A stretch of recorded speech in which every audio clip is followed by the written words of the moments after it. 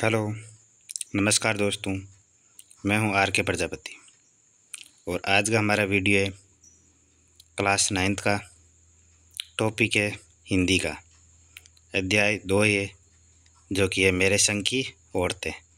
यानी मेरे संग की औरतें के चैप्टर का आपको क्वेश्चन आंसर कराए जाएंगे।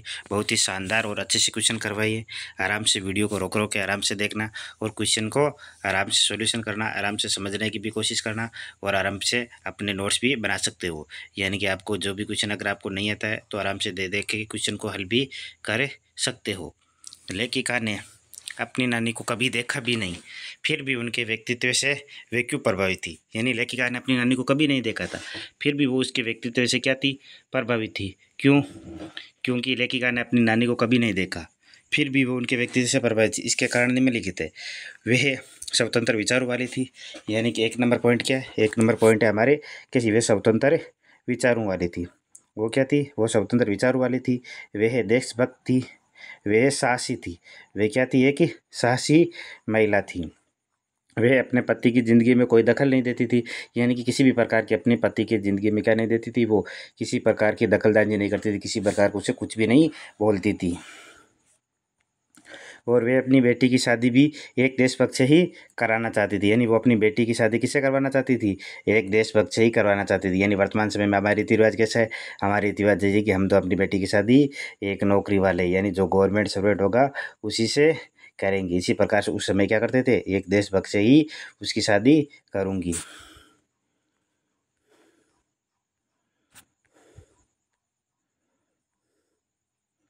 फिर अगला दूसरा क्वेश्चन है, लेखिका की नानी की आज़ादी के आंदोलन में किस प्रकार की भागीदारी रही थी? यानी लेखिका की नानी थी, उसकी आज़ादी यानी स्वतंत्रता आंदोलन में किस प्रकार की भागीदारी रही थी?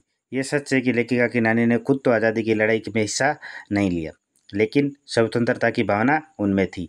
यानी कि उसने खुद ने आज़ादी की, यानी स्वतंत्रता की लड़ाई, हमारे देश की स्वतंत्रता यानी आज़ादी की लड़ाई में उसने भाग नहीं लिया था, यानी हिस्सा नहीं लिया था। फिर भी स्वतंत्रता की भावना उनमें क्या थी? कूट कूट के भरी हुई थी। आगे उन्होंने अपनी बेटी की शादी ऐसे लड़के से करवाई जो खुद भारत की आज़ादी के लिए लड़ाई लड़े और इसके दिल में देश प्रेम हो। जिसके दिल में क्या होना चाहिए? देश प्रेम की भावना होनी चाहिए। इस तरह अप्रत्यक्ष रूप से लेखिका नानी की स्वतंत्रता का आंदोलन में भागीदार रही थी। यानी अप्रत्यक्ष रूप से रही थी। किस प्रकार रही थी? प्रत्यक्ष रूप से नहीं रही। प्रत्यक्ष रूप से उसने तो खुद हिस्सा नहीं लिया था, लेकिन नानी की स्वतंत्रता आंदोलन में भागीदारी रही थी। यानी कि आज़ादी के आंदोलन में क्या रही थी?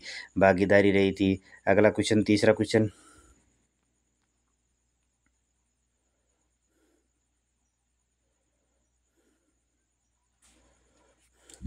प्रश्न नंबर 3, लेखिका की माँ परंपरा का निर्वाह नहीं करते हुए भी सबके दिलों में राज करती थी। इस कथन के आलोक में लेखिका की माँ की विशेषता लिखी। यानी कि इस कथन के आलोक में क्या है? के लिखा हुआ है, ए के और के, दो क्वेश्चन इसकी।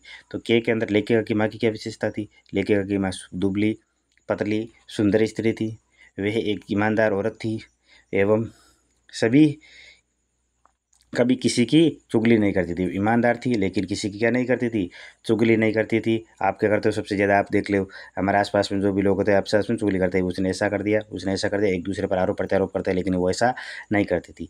वे कभी किसी की गोपनीय बात, जो सीक्रेट बात होती थी, वो कभी किसी को दूसरे को नहीं बताती थी। चाहे बात कितनी भी कड़वी हो, वे हमेशा सच बोलती थी। अगर कोई भी बात कितनी भी कड़वी हो, कितनी भी क्यों हो कड़वी, वो क्या बोलती थी? हमेशा सच बोलने का साहस रखती थी। वे हमेशा कौन सी साड़ी पहनती थी? वे हमेशा खादी साड़ी पहनती थी। कौन सी साड़ी पहनती थी? खादी साड़ी पहनती थी। और आजीवन गांधी के सिद्धांतों का क्या किया था? उसने पालन किया था। यानी महात्मा गांधी जी के सिद्धांतों का आजीवन उसने क्या किया? पालन किया था। और अगला खे क्वेश्चन, अगला क्वेश्चन है खे,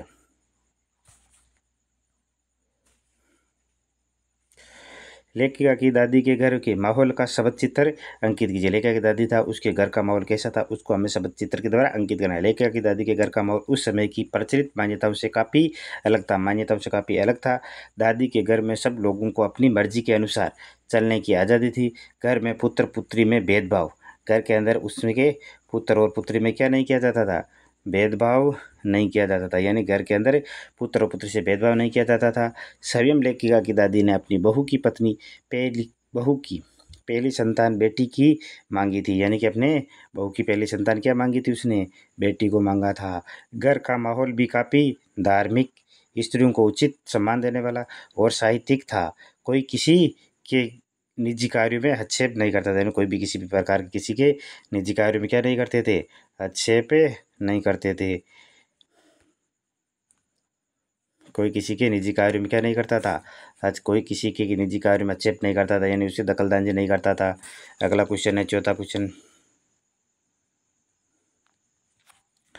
प्रश्न नंबर 4, आप अपनी कल्पना से लिखिए कि आप अपनी कल्पना से लिखिए कि ये छोटा वाला है, परदादी ने पोतों के लिए, पोतों यानी अपने पोते की बहू के लिए पहले बच्चे के रूप में लड़की पैदा होने की मन्नत क्यों मांगी थी।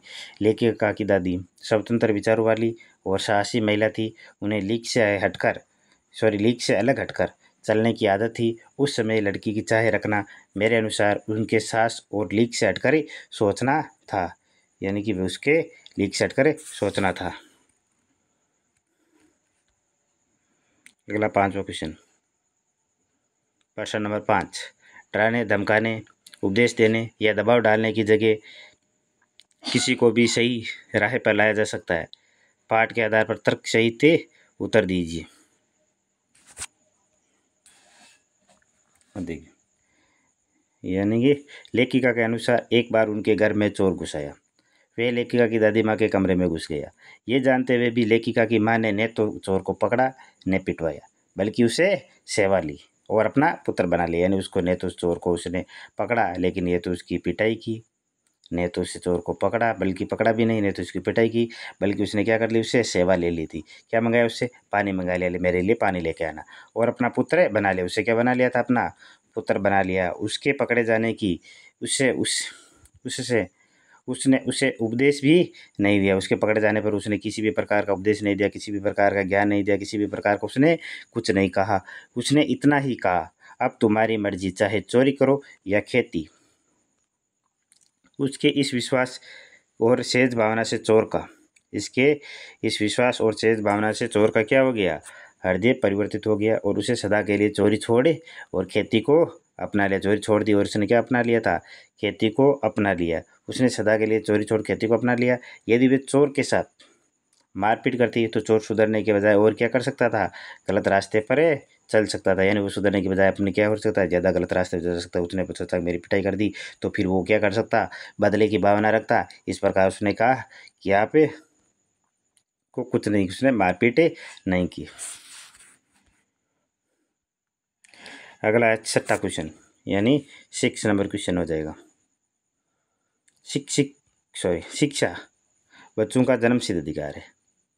इस दिशा में लेखिका के प्रयासों का उल्लेख कीजिए। यानी शिक्षा क्या है, बच्चों का जन्मसिद्ध अधिकार है।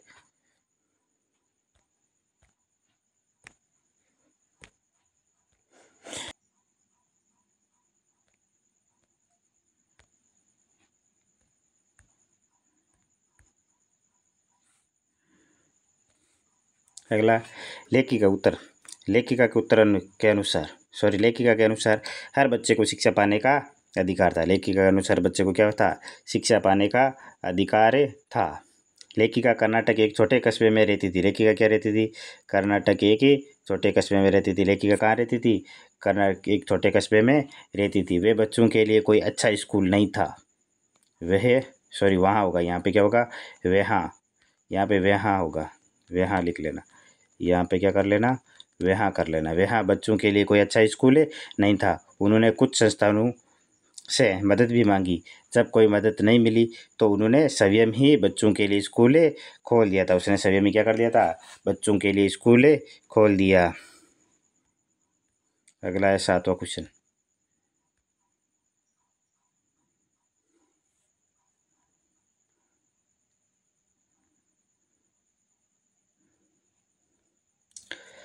पाठ के आधार पर लिखिए कि जीवन में कैसे इंसानों को अधिक श्रद्धा भाव से देखा जाता है। कैसे इंसानों को अधिक श्रद्धा भाव से देखा, पाठ के आधार पर लिखिए कि जीवन में जो कैसे इंसान होते हैं उनको ज़्यादा अधिक श्रद्धा भाव से देखा जाता है।